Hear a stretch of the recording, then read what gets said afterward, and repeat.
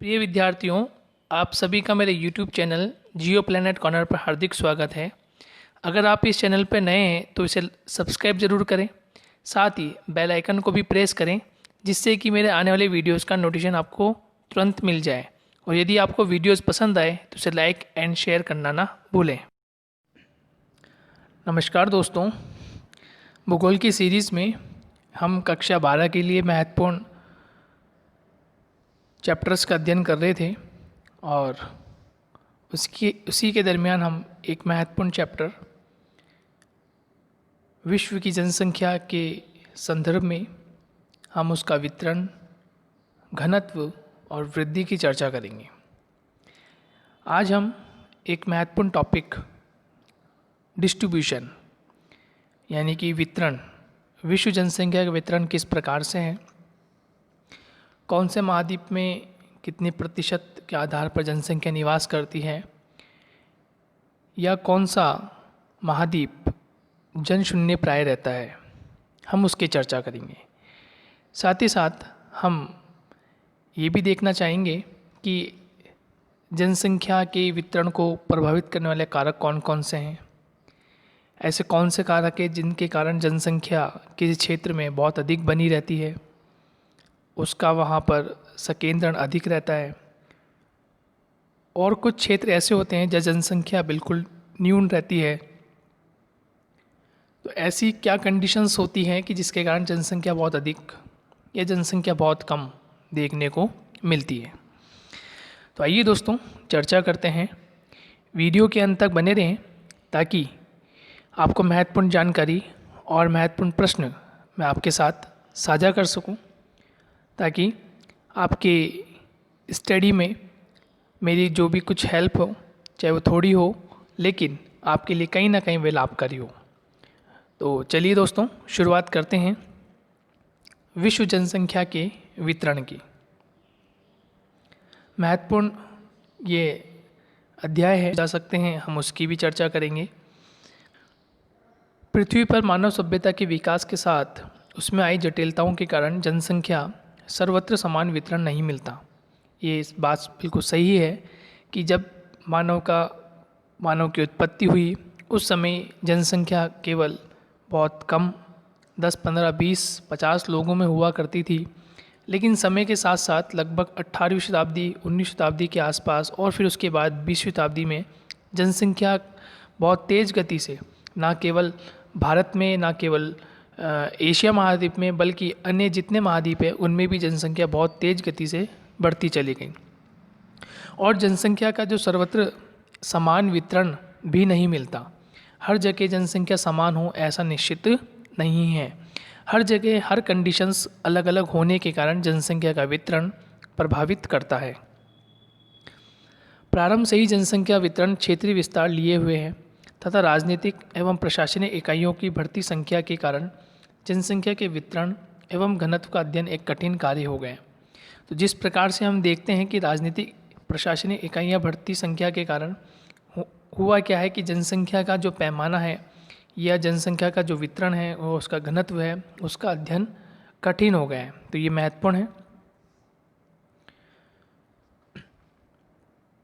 मानव भूगोल में जनसंख्या वितरण एवं घनत्व का विश्लेषण करना महत्वपूर्ण विषय बन गया है। मानव भूगोल जो कि भूगोल की मुख्य शाखा है, और उसमें जनसंख्या, क्योंकि जनसंख्या का सीधा संबंध किससे है? मानव से। और मानव भूगोल का सीधा संबंध किससे है? तो ह्यूमन से, यानी मानव से। तो मानव भूगोल में अध्ययन क्या कर रहे हैं हम? मानव के विभिन्न क्रियाकलाप, चाहे वह आर्थिक क्षेत्र के रूप में, ट्राइब्स के रूप में हमने देखा हो, और अब जनसंख्या के रूप में देख रहे हैं। और जैसे जैसे हम आगे बढ़ते चले जाएंगे तो विभिन्न प्रकार के जो व्यवसाय हैं हम उनकी चर्चा करते जाएंगे। तो इनका संबंध किससे है? मानव से। पिछले कुछ दशकों में मानव भूगोल के अंतर्गत जनसंख्या अध्ययन का महत्व भी बढ़ गया। ये बात बिल्कुल सही है कि जिस प्रकार से जनसंख्या बढ़ती जा रही है उसी प्रकार से जनसंख्या अध्ययन का महत्व भी बढ़ता चला गया है। जनसंख्या वितरण और उसके घनत्व के प्रतिरूपों का विश्लेषण किसी क्षेत्र की जनांकीय विशेषताओं के आधार पर होता है। देखिए, जनांकीय विशेषताओं के आधार पर मतलब यहाँ पर सभी मापदंडों को रखा जाता है चाहे वे वितरण हो, घनत्व हो, वृद्धि हो, लिंगानुपात हो, साक्षरता हो, अन्य सभी कारकों को हम जनसंख्या में शामिल करते हैं।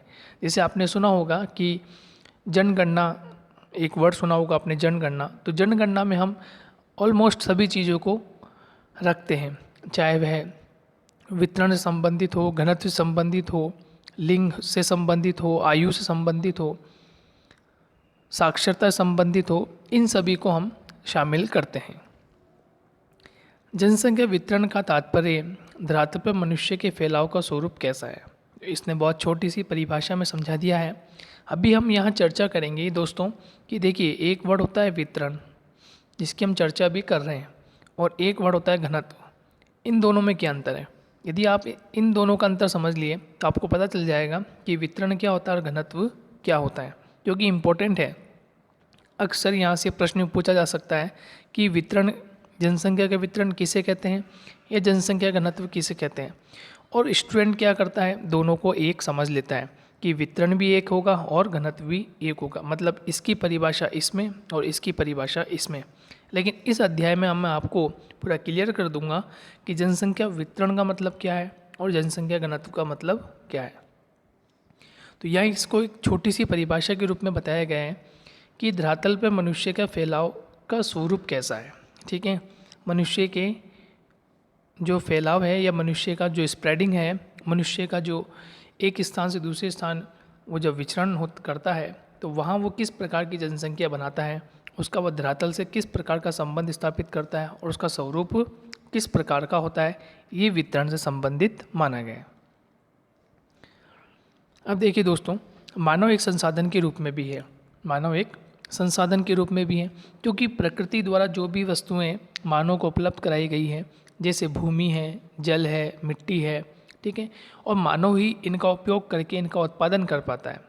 ठीक है, जैसे भूमि है तो कृषि कार्य कर पाता है, जल है तो कृषि कार्य, पशुपालन, ठीक है, निर्माण उद्योग, मिट्टी है तो मिट्टी में वनस्पति का वह आवरण बिछा लगा सकता है, इसमें वह खेती बाड़ी कर सकता है, खनिज है तो उद्योगों का निर्माण कर सकता है, वनस्पति, जंतु, तो ये सभी कहीं ना कहीं कुछ प्राकृतिक हमें गिफ्ट दिए हुए हैं, प्रकृति ने हमें कुछ प्राकृतिक गिफ्ट दिए हैं और उसका उपयोग मानव किस प्रकार से करता है, आइए हम वो देख लेते हैं। मानव भूगोल के अध्ययन में मानव केंद्रीय स्थान रखता है, ये हमें पता है, क्योंकि मानव ही अपने प्राकृतिक और सांस्कृतिक वातावरण का उपयोग करता है। कि मानव ही प्राकृतिक और सांस्कृतिक वातावरण का उपयोग इसलिए करता है क्योंकि प्रकृति के बीच में वह रहता है, प्रकृति ने उसको वस्तुएं उपहार स्वरूप दी है, और उसका सांस्कृतिक वातावरण क्या है कि एक मनुष्य का दूसरे मनुष्य से क्या संबंध है, चाहे वो छोटी इकाई के रूप में परिवार हो, समाज हो, बहुत बड़ा समुदाय बन जाता है, और धीरे धीरे ये फिर एक जिले का रूप धारण करता है, राज्य का रूप धारण करता है और फिर देश का रूप धारण करता है। तो ये सब चीज़ें क्या है, उसका सांस्कृतिक वातावरण, यहाँ उसका वेशभूषा है, खान पान है, तीज त्यौहार है, ठीक है, ये सभी चीज़ें उसके सांस्कृतिक वातावरण को एक नया ढंग देती है, और उस सांस्कृतिक वातावरण का जो भी उसकी वेशभूषा है, उसका खान पान है, उसके रीति रिवाज हैं, उसका पहनावा है, जो भी है वो कहीं ना कहीं प्राकृतिक स्वरूप से मिलता जुलता है, या यूँ कह लीजिए कि प्राकृतिक स्वरूप जिस प्रकार का होगा वे उसी तरह का वहाँ पर उसका सांस्कृतिक वातावरण तय किया जाता है, इनसे प्रभावित होता है और उनमें परिवर्तन करता है। जैसे हम देखें तो भूमि, जल, मिट्टी, खनिज पदार्थ, वनस्पति और जंतुओं का उपयोग मनुष्य ही करता है। मानव ही उत्पादन, कृषि, पशुपालन, निर्माण, उद्योग, व्यापार और परिवहन की आर्थिक क्रियाएं भी करता है। देखिए दोस्तों, यहाँ पर ये बताया गया है, नंबर 1, एक तो ये इम्पोर्टेंट है कि मानव भूगोल का अध्ययन कौन है, मानव भूगोल का अध्ययन कौन है, कौन करता है, मानव करता है, यानी मानव क्या है, केंद्र में है।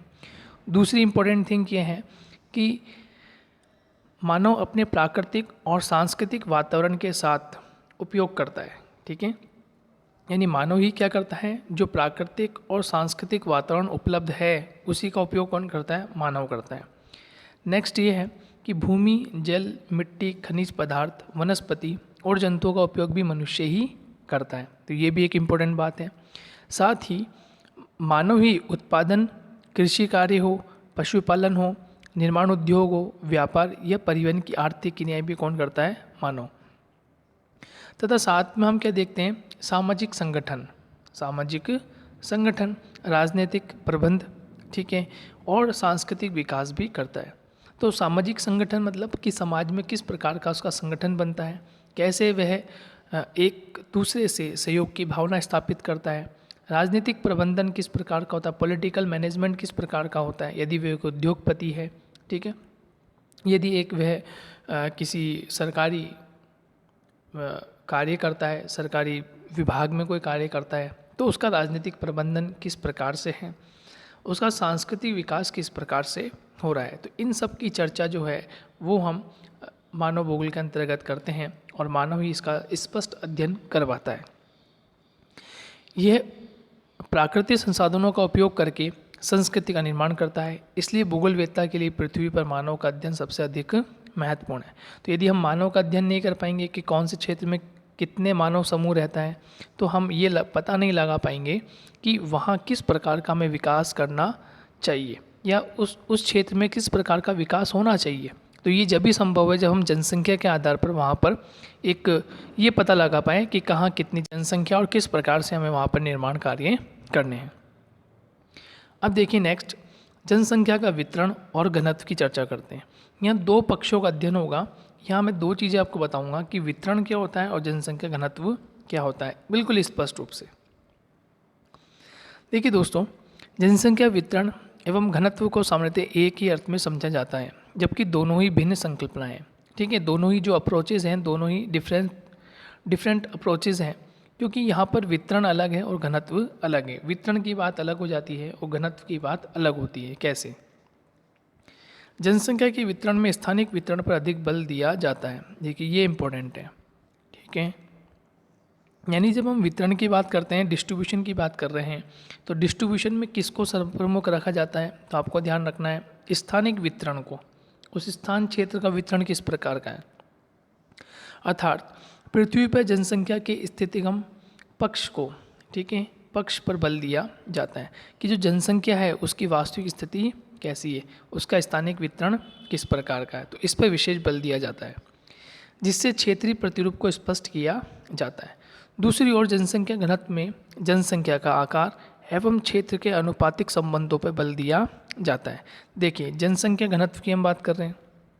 अब देखिए दोस्तों, जनसंख्या घनत्व में क्या होता है? जनसंख्या का आकार कैसा है, जनसंख्या का आकार कैसा है, यानी जनसंख्या आकार क्या बिखरा हुआ है, यह जनसंख्या आकार संयुक्त है, ठीक है। अभी हम आपको बता देंगे कैसे, क्या समझाना चाह रहा है। और क्षेत्र का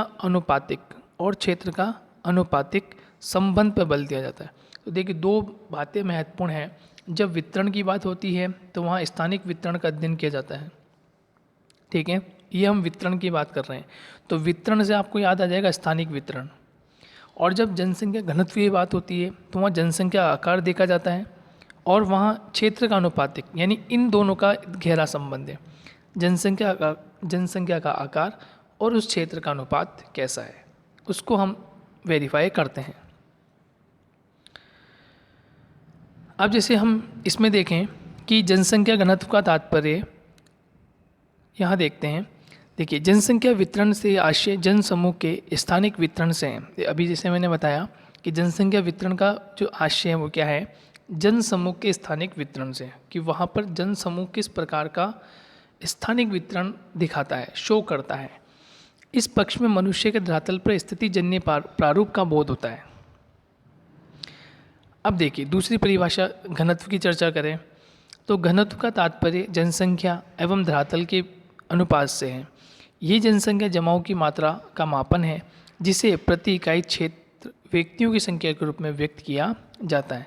अब हमें देखिए दोनों जो डेफिनेशन है जो मैंने ऊपर समझाया वो भी इम्पोर्टेंट है और इनको भी आप लिख सकते हैं। तो आपको नंबर 1 तो संख्या वितरण में स्थानिक वितरण को शामिल किया जाता है। ये तो किस में हो गया, जनसंख्या वितरण में। और जनसंख्या घनत्व में क्या होता है, तो जनसंख्या घनत्व में जनसंख्या का आकार, यह चर्चा हुई थी, जनसंख्या का आकार और क्षेत्र का अनुपात, ये क्षेत्र का अनुपात, जनसंख्या का आकार और क्षेत्र का अनुपात, दोनों के संबंध रखे जाते हैं, दोनों के सापेक्ष अध्ययन किया जाता है। अब जैसे हम चर्चा करें यहाँ पर कि यहाँ ये कोई क्षेत्र है, मान लीजिए ये ए क्षेत्र है और ये भी एक ए क्षेत्र है, दोनों की हम तुलना कर रहे हैं। यहाँ तो हम बताना चाह रहे हैं कि वितरण क्या है, हम यहाँ वितरण के बारे में बता रहे हैं और यहाँ इस घनत्व के बारे में बता रहे हैं। ठीक है, अब ध्यान से सुनिएगा।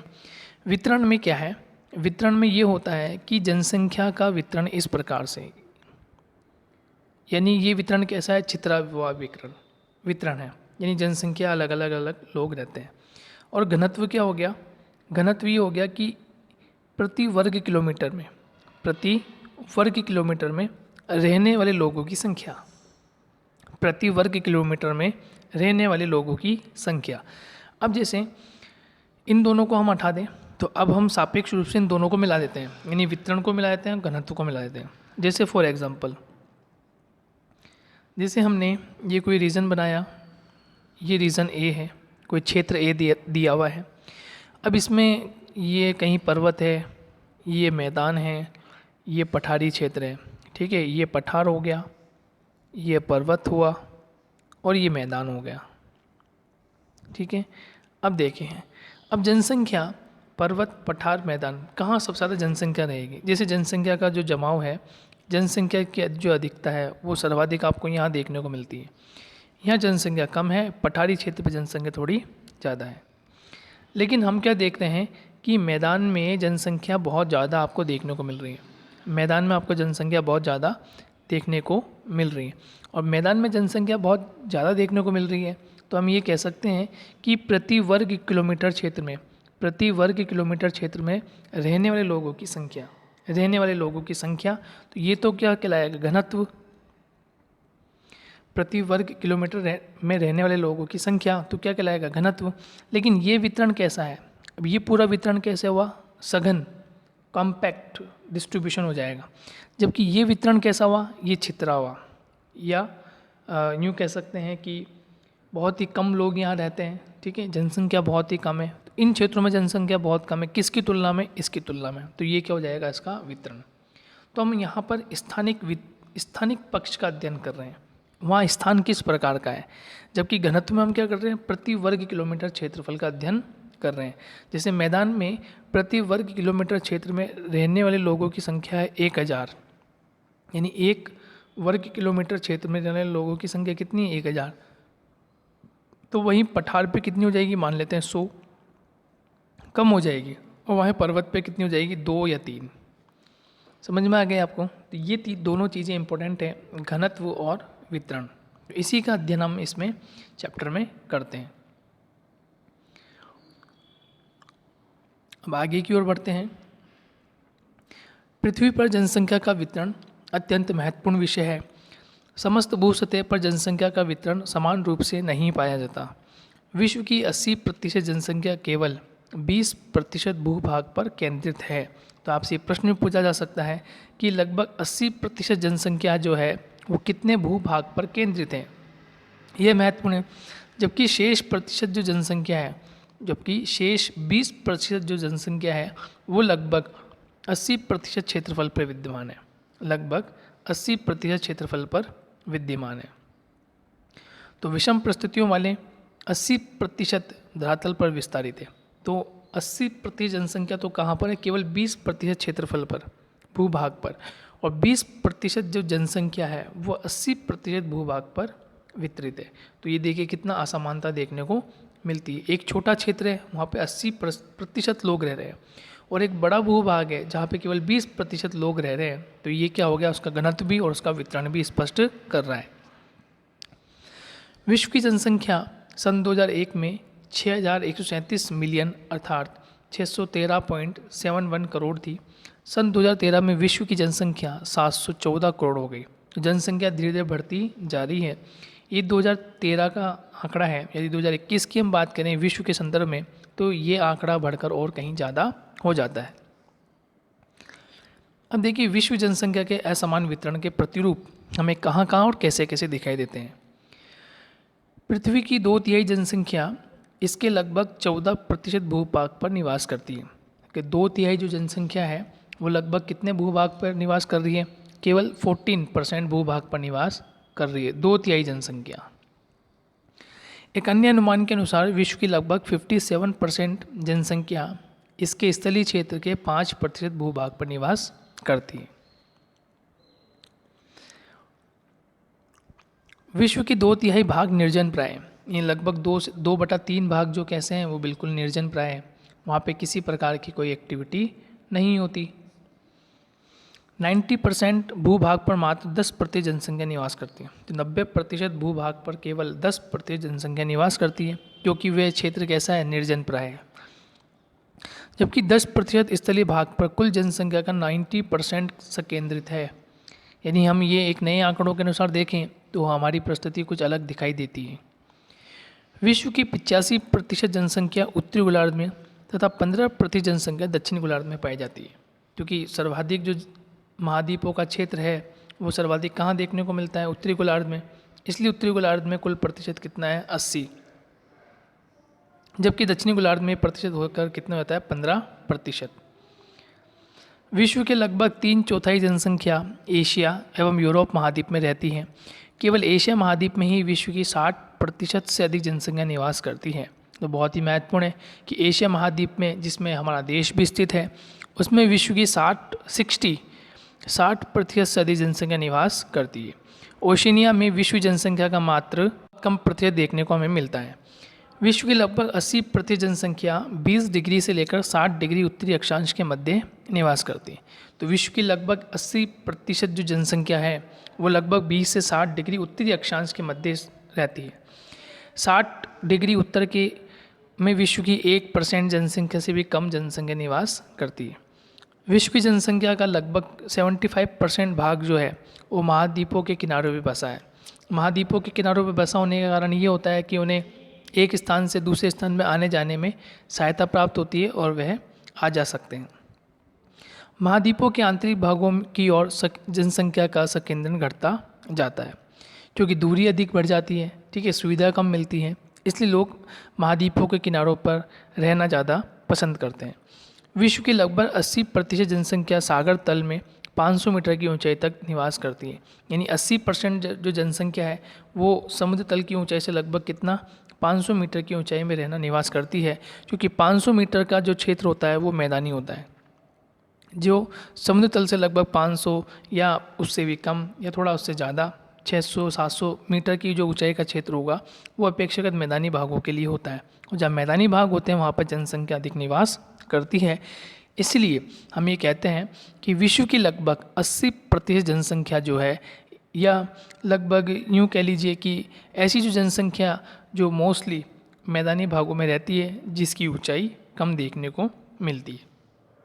तो ये कुछ ऐसे फैक्ट थे जो आपको ध्यान रखने हैं कि कौन से क्षेत्र में, कौन से रीजन में सर्वाधिक जनसंख्या निवास करती है। अब हम वितरण पर चर्चा करें कि जनसंख्या का जो वितरण है वो किस प्रकार हमें देखने को मिलता है। यदि हम महाद्वीपों के अनुसार देखें तो सबसे ज़्यादा आपको कहाँ देखने को मिलेगा? 372 करोड़ आपको एशिया महाद्वीप में जनसंख्या देखने को मिलेगी, जो कि अब तक की जनसंख्या के अनुसार ये जो महाद्वीप है सबसे ज़्यादा जनसंख्या रखता है। ठीक है, सबसे अधिक जनसंख्या इसी महाद्वीप में आपको देखने को मिलेगी। और विश्व के इस पटल पर यदि सबसे अधिक जनसंख्या आपको देखने को कोई देश पूछे तो चीन सबसे अधिक जनसंख्या रखता है, चीन, फिर भारत। तो दो ऐसे बड़े देश जो जनसंख्या की दृष्टि से अपना प्रथम और द्वितीय स्थान रखते हैं और दोनों ही एशिया महाद्वीप में अपना स्थान रख रहे हैं। तो ये महत्वपूर्ण है। एशिया की जनसंख्या 372 करोड़, अफ्रीका की 81.8 करोड़ और यूरोप की, तो देखिए यहाँ पर हम क्या देख रहे हैं कि एशिया जो है वो एशिया की जो जनसंख्या है वो सबसे अधिक देखने को मिल रही है। और उसके बाद फिर दूसरा स्थान देखें तो अफ्रीका है। और यूरोप को हम देखें, यूरोप को यदि हम काउंट करते हैं रूस के साथ तो इसकी 72.7 करोड़ जनसंख्या में देखने को मिलती है। तो यूँ कह सकते हैं ज़्यादा पीछा नहीं है, लेकिन फिर भी ये तीसरे स्थान पर अपना। उत्तरी अमेरिका 49 करोड़ और ओशिनिया जो है वो 3 करोड़ जनसंख्या रखता है। यानी सबसे पहले यदि फर्स्ट नंबर पे महाद्वीप देखें तो एशिया महाद्वीप का स्थान सबसे ऊपर आता है, फिर अफ्रीका का आता है और फिर यूरोप महाद्वीप का स्थान रहता है जनसंख्या के आधार पर। ये कुछ आपको टेबल फॉर्म में बता रखा है कि कितने क्षेत्रफल में कितनी जनसंख्या मोस्टली पाई जाती है। तो यदि हम क्षेत्र के अनुसार हम देख लें एक बार, तो हम ये देखते हैं कि एशिया विश्व का सर्वाधिक जनसंख्या वाला महाद्वीप है, जिसके अंतर्गत विश्व की 60% जनसंख्या पाई जाती है। अफ्रीका एवं यूरोप में क्रमशः 15.41 और 10.37 जनसंख्या निवास करती है। एक तो आपको पहले वाली जो हमने बात आपको बताई थी कि कितने कितने करोड़ जनसंख्या निवास करती है, वो आपको ध्यान रखना है। कौन से महाद्वीप में सर्वाधिक करती है? एशिया महाद्वीप में, उसके बाद अफ्रीका महाद्वीप में, फिर यूरोप महाद्वीप में। तो ये आपको 3 महाद्वीप आपको याद होने चाहिए। और उसके बाद हम ये देखें कि विश्व की दृष्टि से हम देख रहे हैं तो एशिया विश्व का सर्वाधिक जनसंख्या वाला महाद्वीप है। तो इसके अंतर्गत विश्व की 60.27% जनसंख्या पाई जाती है। ठीक है। अफ्रीका और यूरोप में ये क्रमशः 15 और 10% जनसंख्या रह जाती है। वहीं उत्तरी अमेरिका और दक्षिण अमेरिका में प्रतिशत और नीचे चला जाता है, और ओशिनिया में तो ये 1% से भी नीचे हो जाता है। तो ये कुछ असमानता देखने को मिल रही है, जिसकी चर्चा हमने पहले भी की थी। जो फर्स्ट लाइन में यही था कि सर्वत्र समान वितरण नहीं है, जनसंख्या का वितरण समान देखने को नहीं मिलता। तो उसका मुख्य कारण क्या होता है? उसका मुख्य कारण यही होता है कि हर क्षेत्र की जो भौगोलिक दशाएं हैं वो भिन्न भिन्न है, और जब भौगोलिक दशाएं भिन्न भिन्न होगी तो स्वाभाविक रूप है कि वहाँ जनसंख्या का वितरण भी अलग अलग देखने को मिलेगा। ये कुछ टेबल फॉर्म दिया हुआ है, ज़्यादा इम्पोर्टेंट नहीं है, और ये आप ग्राफ देख सकते हैं। इस ग्राफ में आप देखेंगे तो आपको पूरा स्पष्ट हो जाएगा कि कहाँ जनसंख्या क्रम किस प्रकार से है। यदि जनसंख्या के वितरण को विभिन्न देशों के अनुसार देखें तो भी उनके क्षेत्रफल और जनसंख्या के वितरण को पर्याप्त विषमताएं देखने को मिलती हैं। विश्व के कुछ बड़े राष्ट्र कम जनसंख्या वाले हैं तथा क्षेत्रफल की दृष्टि से कुछ छोटे देशों में जनसंख्या का जमाव अधिक देखने को मिलता है। जहाँ क्षेत्रफल कम है वहाँ जनसंख्या का दबाव अधिक है, जहाँ क्षेत्रफल अधिक है वह जनसंख्या दबाव कम देखने को मिलता है। विषम परिस्थितियाँ हो सकती हैं, ठीक है। वहाँ पर लोगों का एक पैटर्न हो गया रहने के लिए, निवास करने के लिए, तो इसलिए भी वहाँ जनसंख्या दिन प्रतिदिन बढ़ती जा रही है। कुछ होता है देश का अपना आंतरिक मामला, कुछ देश शांति प्रिय होते हैं तो जनता वहीं पर रहना, निवास करना वहीं पसंद करती है। कुछ ऐसे देश होते हैं जो हिंसा बढ़ाने में या आपराधिक गतिविधियां हो सकती हैं, या एक देश दूसरे देश से लड़ने की तुष्टीकरण की नीति होती है, तो वहाँ पर फिर जनता निवास नहीं करती, वहाँ मनुष्य निवास नहीं करता। तो मनुष्य उसी क्षेत्र में अधिक निवास करेगा जहाँ उसे शांति होगी, जहाँ उसे शांति मिलेगी, जहाँ वह अपना जीवन यापन अच्छे से निर्वासित कर लिया है। तो इस प्रकार से हम देखते हैं कि जनसंख्या उन क्षेत्रों में अधिक निवास कर रही है जो शांति प्रिय देश है। ये टेबल फॉर्म में आपको दिया हुआ है, यहाँ पे आप देख सकते हैं कि चीन की जनसंख्या 2001 और 2013, लेकिन 2021 के आंकड़े कुछ अलग कहते हैं। विश्व की सर्वाधिक जनसंख्या वाला देश चीन है, जिसकी जनसंख्या सन 2013 के अनुसार 1,357 मिलियन है। जनसंख्या के आकार की दृष्टि से भारत 1276 मिलियन यानी 1,276 मिलियन दूसरे स्थान पर, और 316 मिलियन जनसंख्या के साथ संयुक्त राज्य अमेरिका तीसरे स्थान पर आता है। अब आप देखें कि जो फर्स्ट और सेकंड देश यानी फर्स्ट चीन और सेकंड भारत, दोनों में यदि आप जनसंख्या का अंतर देखें तो ज़्यादा कुछ अंतर देखने को नहीं मिलता, मुश्किल से 60-70 मिलियन का अंतर देखने को मिल रहा है। लेकिन वहीं आप उत्तरी अमेरिका की चर्चा करेंगे, उत्तरी अमेरिका का स्थान देखेंगे तो उत्तरी अमेरिका में और भारत में और चीन में देखिए डिफरेंसेस आपको कितना नजर आ रहा है। तो ये असमानता देखने को मिलती है। विश्व जनसंख्या में सर्वाधिक वृद्धि विकासशील एवं कम विकसित राष्ट्रों में रही है। जनसंख्या वितरण के स्थानिक दृष्टिकोण के अनुसार विश्व की 90% जनसंख्या उत्तरी गोलार्ध में पाई जाती है। ये हम पहले ही अध्ययन कर चुके हैं कि सर्वाधिक जनसंख्या किस गोलार्ध में देखने को मिलती है, और उसका कारण क्या होता है। उसका कारण बहुत से ऐसे कारण हैं जहाँ पर उनका मैदान हो सकता है, उनका प्रभावित करने वाले क्षेत्र हो सकते हैं, जलवायु हो सकती है, धरातल है, मिट्टी, वनस्पति, खनिज, तो ये कुछ ऐसे अन्य कारक है जो उनको प्रभावित कर सकते हैं। अब हम चर्चा करेंगे कि ऐसे कौन कौन से रीज़न हैं जहाँ पे जनसंख्या सर्वाधिक देखने को मिलती है। तो ये बहुत इंपॉर्टेंट है आपके लिए, इसको ज़रूर ध्यान रखिएगा। नंबर वन देखेंगे सघन जनसंख्या के प्रदेश, यानी ऐसे रीजन जहाँ पर बहुत ज़्यादा जनसंख्या निवास करती है। तो ये महत्वपूर्ण है, यहाँ से प्रश्न बनने की संभावनाएं अधिक रहती हैं। तो ये आपको ध्यान रखना है कि ऐसे कौन कौन से रीजन है जहाँ पे जनसंख्या अधिक निवास करती है। विश्व के 5 प्रदेश ऐसे हैं जहाँ जनसंख्या सघन जनसंख्या के रूप में निवास करती है, जैसे पूर्वी एशिया चीन। अब वर्ल्ड के मैप पे आप इसको देखेंगे तो आपको चीन का पूर्वी हिस्सा देखने को मिलेगा, जापान रीजन, दक्षिण कोरिया, ताइवान, हांगकांग, दक्षिणी एशिया, ये भारत का क्षेत्र आ गया, पाकिस्तान, श्रीलंका, बांग्लादेश, नेपाल व संपूर्ण दक्षिण एशिया, एशिया पूर्वी रीजन आपको देखने को मिलेगा। तो यहाँ सर्वाधिक आपको जनसंख्या देखने को मिल सकती है।